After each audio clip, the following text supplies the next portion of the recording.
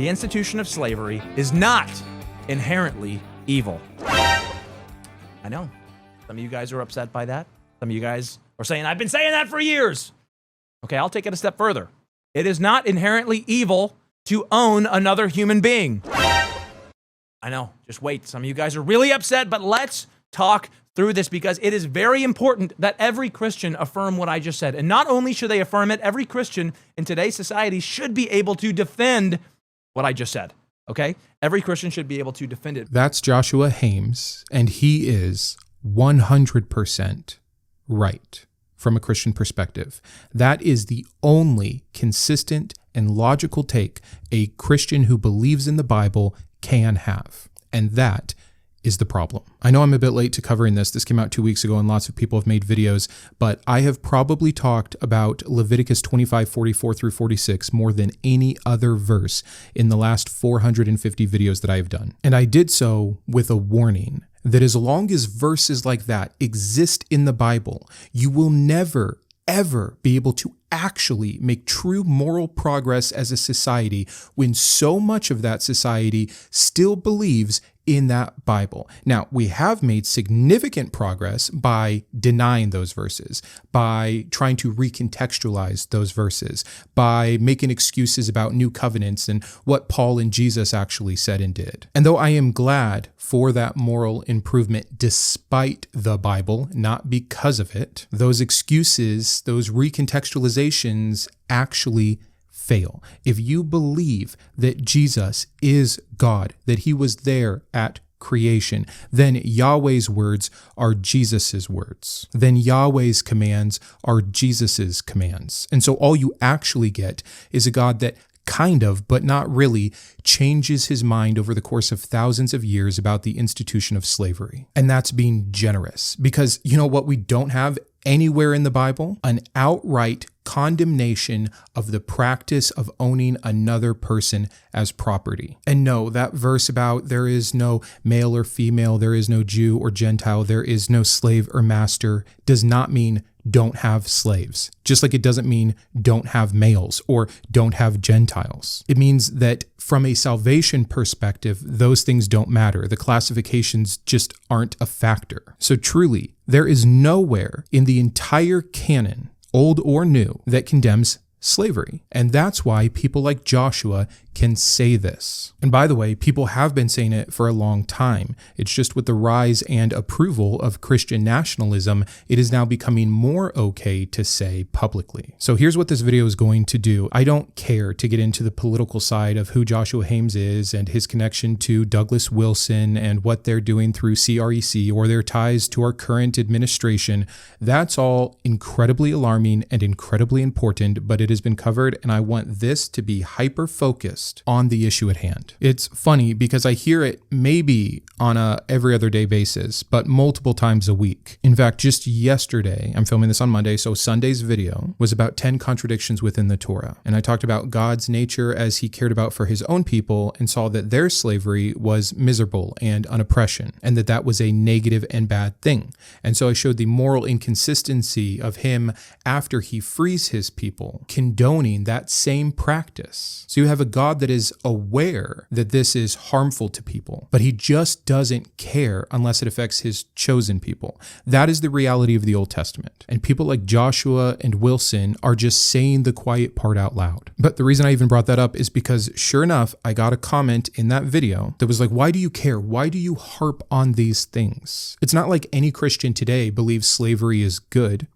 I'm so tired of the ignorance of the average Christian being a defense of their scriptures. To dismiss or deny that these things exist and that there are Christians who will utilize them for harm is indeed ignorant. And in this case, ignorance is not an excuse. You need to be held accountable for the God that you believe in, the faith that you profess, and the source material that provides for it all. It's exactly that kind of scenario that even made Joshua make this video in the first place. He is reacting to, in part, this clip I'm about to show you. You believe that slavery is wrong? Yes, of course. Do you agree with John MacArthur's statements when he says that slavery can be great if you have the right master? I condemn all dehumanization and all objectification of people who are all made in the image of God. No person should be owned. Ali there in that Jubilee debate did what most Christians do, what most comments I get are, what most defenses are when I bring up these verses, even in real life with friends or family members. That was then, this is now. Of course, I don't agree with slavery. No one should ever be owned. God cares about all people, yada, yada, yada. And it's like, where are you getting that from? A few pretty verses that are in direct contradiction with hundreds of others? I mean,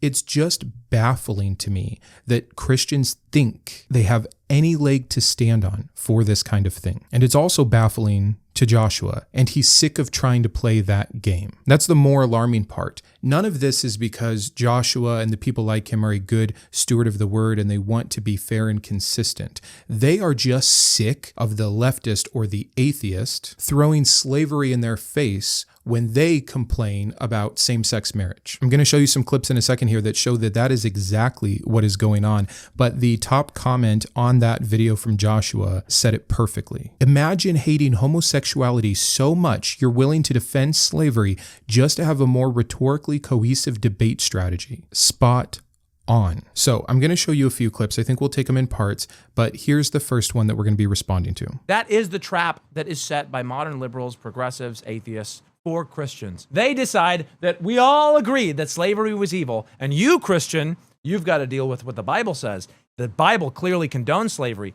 What we must not do is say, no, it doesn't. No, it doesn't. It doesn't condone slavery. No, it actually secretly condemns slavery. No, it doesn't condemn it.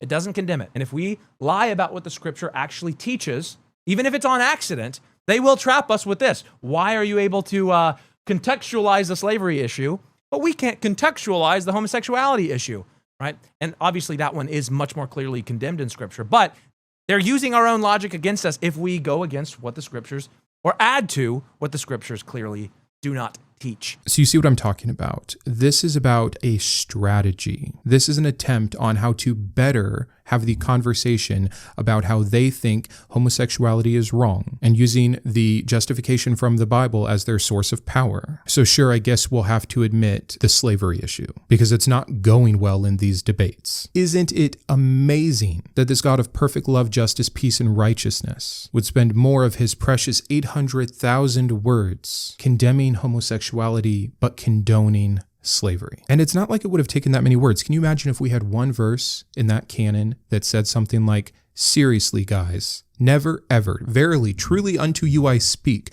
do not own another person. Do not own slaves. It doesn't matter if they were kidnapped, bought, or born into it. It is an illegal practice, always and forever. And I don't want this video to be going and regurgitating all of the counter arguments to the typical retorts of the Christians about the slavery verses. Oh, well, actually, Brandon, it was really important. Oh, well, actually, Brandon, it was just for that time. Oh, well, actually, Brandon, you don't understand what would have happened to these people otherwise. Oh, well, actually, Brandon, God had to work with the moral aptitude of the people at that time. Bullshit on all of it. I can and I have gone through those point by point. They fail magnificently. But again, what we're seeing here is a type of mindset that is starting with what they desire to not exist, utilizing their religion and the power of that religion to enforce that idea, but got too much pushback along the way by the cherry picking, which they were indeed doing. And so they just copped to it. Fine, have it your way. Slavery is not bad. Got you now. And it's sad. It's truly disgustingly sad because they're just missing the point. It's still under the umbrella of within the little debate about this.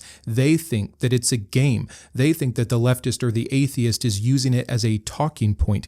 And that is true, but it's not the whole truth. It's a talking point because it shows the inconsistency of the claims of Christians about the goodness of their God. It's a talking point because it's a defense against when Christians try to utilize their Bible and push that as rule and law on the rest of us. It's a talking point to show the harm of this religion and the need then for that separation of whatever you want to privately believe and what you place upon the rest of us or fight to do so. It is about alleviating suffering. It is about seeking truth. It is about providing well-being. And the very fact that the honest Christian has to condone the practice of owning another human as property just so they can regain the moral high ground of consistency and logic when they try to abolish same-sex marriage is all the proof you will ever need of how disgusting and wrong and messed up this religion is. Now, I'm only going to burden you with 2 more clips. This next one is just a hair longer, so stick with me. Why is this issue so important? Why should we here in the 21st century be talking about slavery as Christians? Shouldn't we avoid it? Isn't it one of those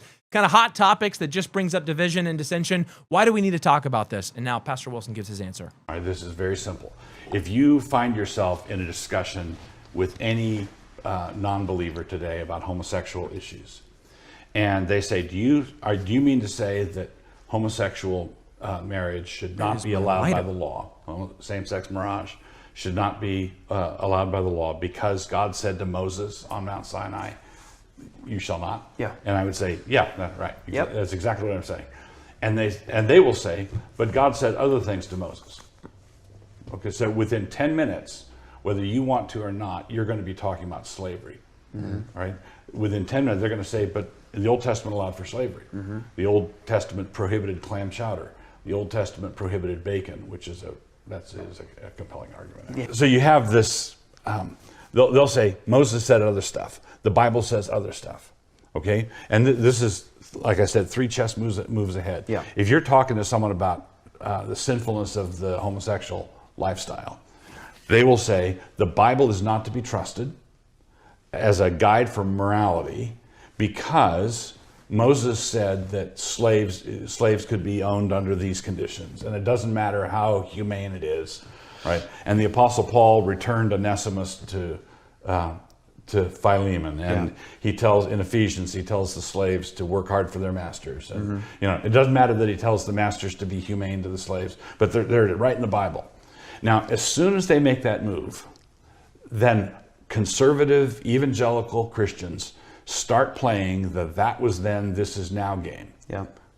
And as soon as you start playing "that was then, this is now," they've got you. If you get to simply arbitrarily wave your hand and say, well, we don't have to take those parts of the Bible seriously because slavery, right? Everybody knows slavery is wrong, and therefore Moses and Jesus and Paul are all wrong, right? Because of modern enlightened thought. As soon as you do that, they're going to start saying, well, why can't I reason in exactly the same way with regard to my same-sex spouse, right? And you have nothing to withstand them because you've abandoned the scriptures and you are now opposing them with your bigotries.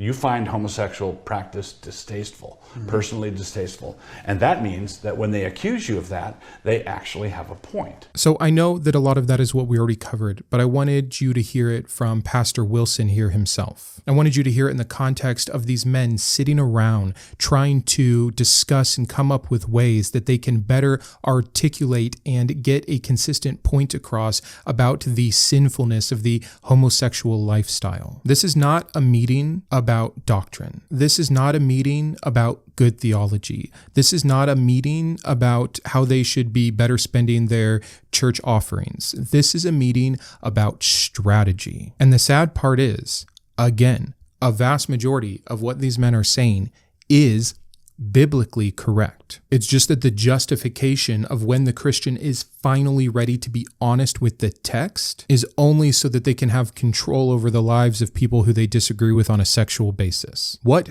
utter insanity. Now, the last part that I want to talk about here is having your cake and trying to eat it too. They want to be able to cop to the slavery thing enough so that it cannot be used against them. But you'll see it. He started doing it there, and I'm going to show you one last clip where you really see it, where they still tried to say it wasn't that bad, and there were these good versions in the New Testament, and no one wants to talk about that, which is disgusting. Telling your slaves to work hard for your master and telling the master not to be too cruel to the slave is not a decree against the institution of slavery. It is slightly better Roman household regulation. And again, we've covered it before. I don't want to go down that rabbit hole. But you can see even the way that he keeps saying, well, Moses said. No, God said. Even in the admittance, they want to try to get away from this. All it takes is a little bit of reading and context, which apparently, supposedly, is so important to the Christian.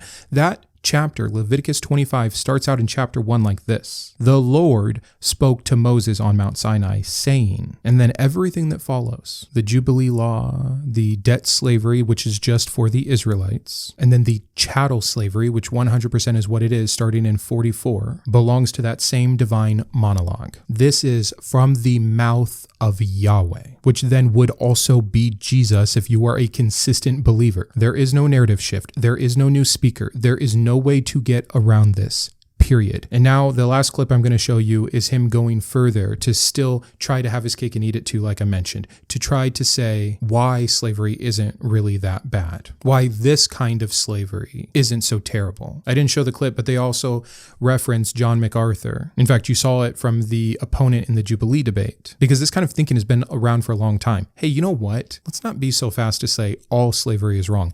If you have the right master, maybe it's a very, very good thing. Unbelievable. But to a degree, this is what all Christians actually believe. They proudly claim the verses that say they are slaves to righteousness. They were bought with a price. Jesus is their master, and they're fine with it. This is what this religion does. This is what taking this Bible seriously does. It's why I did an entire video on the slave mentality of Christianity. Once you accept that at all in any way, you can never actually fully condemn it. It's just never been more clear. So let me show you this last clip. Are you justifying vile abuse of slaves? Yeah. I'd say absolutely not. That was a sin. God hates it. Yeah. He's going to judge it at the last day. Yeah. Are you defending race-based chattel slavery?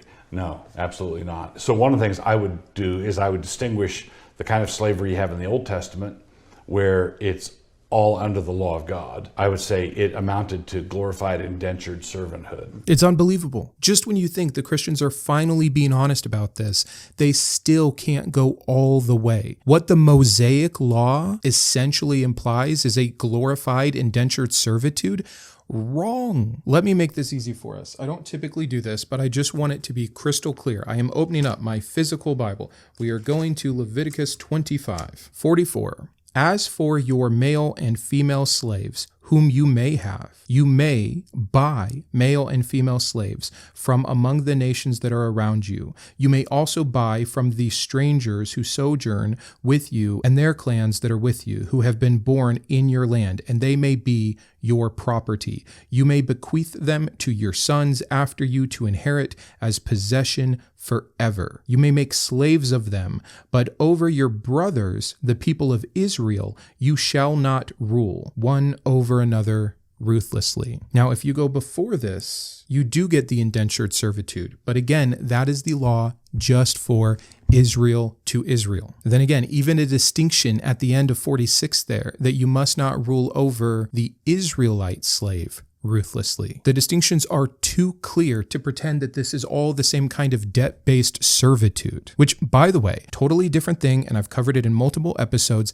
That's not that great of a thing. Like, we can have a whole different argument about why that is also morally repugnant from a perfect God of all creation and love. And within that very system, check me, you tell me where I'm wrong. Within the debt servitude of the Israelite slave, a child can still be born into slavery for life. Tell me again, it's just a glorified debt issue. Debt means you're a servant until the debt is paid off. Owning someone in perpetuity for life, and even after your life to be passed down, defeats that. And if you want to get into the differences between a term like race-based and ethnicity-based, they're there, and we can do that, but it is a distinction without a difference insofar as what this goes. He's saying that it is not like chattel slavery because of those reasons. Let's start with a clean definition of chattel slavery. We'll stick with Merriam-Webster. Slavery in which a person is owned as a chattel. Well, let's look up the definition of chattel then. An item of tangible, movable, or immovable property, except real estate and things such as buildings connected with real property. What did Leviticus say? And they may be your property. You may bequeath them to your sons after you to inherit as a possession forever. Property in possession. Yep, sounds like chattel. A longer description is chattel slavery is a system where enslaved individuals are treated as a personal portable property or chattel that can be bought, sold, traded, or inherited like livestock or furniture. Tell me, in the verses that I read you, how that does not line up perfectly. If I'm wrong about this, I want to know so sincerely. You have no idea. But I see no way in which the foreign bought slave does not meet every single criteria of chattel slavery. Douglas Wilson here is being beyond dishonest. So again, this is already more than I wanted to do in terms of defending the counter arguments about how Christians typically try to get around the slave issue. They're going to talk about the verse in Exodus where there are some rules for the slave on how to be treated. Like, you can beat them to within an inch of their life, but if they get up the next day and didn't lose a tooth, you're fine. And that's supposed to be, I guess, God's moral perfection at work. Come on, do better. Demand more from your God. How little you must actually think of him to call him good and read that book. Oh, and also they will talk about the kidnapping laws.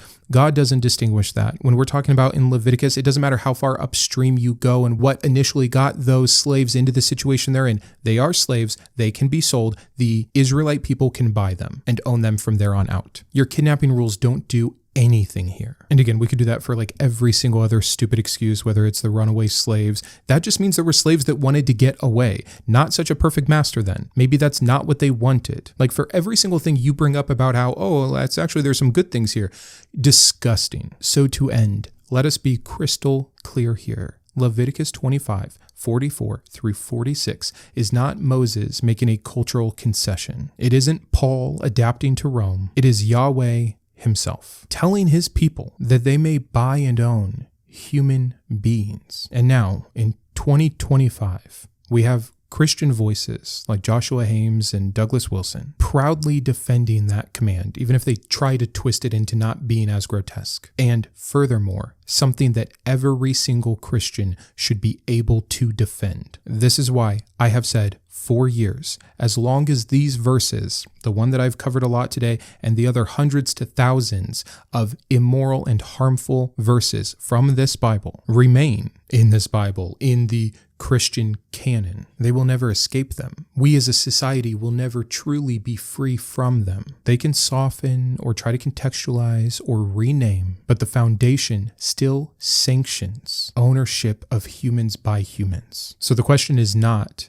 does the Bible condone slavery? At least that much we got as a concession from these Christians. It's whether all Christians will finally admit that it does. And then more importantly, if they will decide that morality must stand above ancient texts, not crawl beneath them. The modern Christian is in a tough spot. I know, I was one. I was in this spot. And when I saw Yahweh and his rule and his law and his commands and his condoning and what he did not condemn, clearly, I had no choice but to admit one of a few things. This God is not all good. He is not what is claimed in the Bible. Or I could admit that the Bible, going so much further past being fallible, right? Because that is a concession a lot of Christians want to make when you show this stuff. Well, yeah, I mean, the Bible is still written by humans, Brandon. Like, they probably got some stuff wrong, or we don't understand everything that was going on. No, you don't get to do that. This is crystal clear. If you believe anything from the Bible about who God is, what his nature is, what he believes is right and wrong, even who Jesus is, even the fact that Jesus upheld the Torah. If you're reading the Gospels to talk about your personal relationship with Jesus, and then you want to deny that he upheld this very law, that he himself never condemned the act of slavery when he had abundant opportunity to do so, then you do not get to give those excuses. This isn't about, is there a copyist error sometimes, or, that book is actually allegory. No, here it is simple. And so you have to make a choice like I had to make a choice, and I could not choose to just turn a blind eye or start embracing the act of slavery just to be morally consistent. What will you do? What more evidence do you need? How many more excuses will you fall for? You want to believe in a God? Great. You want to believe in a creator? Great. You're convinced for all these other reasons. Why do you think it's Yahweh? And if you think it's Yahweh, why do you think that he is good? You are essentially in a position where if you want to defend God, you have to defend slavery. And I am terrified about that precipice, because I think as this gets pushed more and more, as this ultimatum that has always been there gets more exposed, and you do have to choose a side, how many will fall on this Christian nationalist side? And what will that look like in the future? Versus how many are willing to be honest and morally consistent and good outside of the Bible and condemn it? I know this is a really serious episode. I apologize for the more urgent tone here, but it's happening right in front of us. Things that Christians promised me in comment after comment after comment for the last 2.5 years that I've been doing this weren't an issue. That I was just digging up Old Testament government issues for fun. No. And here's proof and evidence of that. So enough with that. And it's time to come to terms. I wanted to personally thank my top tiers of support, my Iconoclast, Ann, Boris, Grant, GVI, Jimmy, Joe, Kiboga, yes, the Kiboga, Matthew, Perry, and Sean. My humanist heroes, Chris, Christian, Craig, James, Jared, Christy, and Matthew. My atheist advocates, Ad Guitar, Caleb, Dakota, Dan, Drew, Jeff, Jeffrey, Jeremy, Jugs, Julie, Malcolm, Paul, Sparky, and Thomas, as well as all of my secular scholar patrons.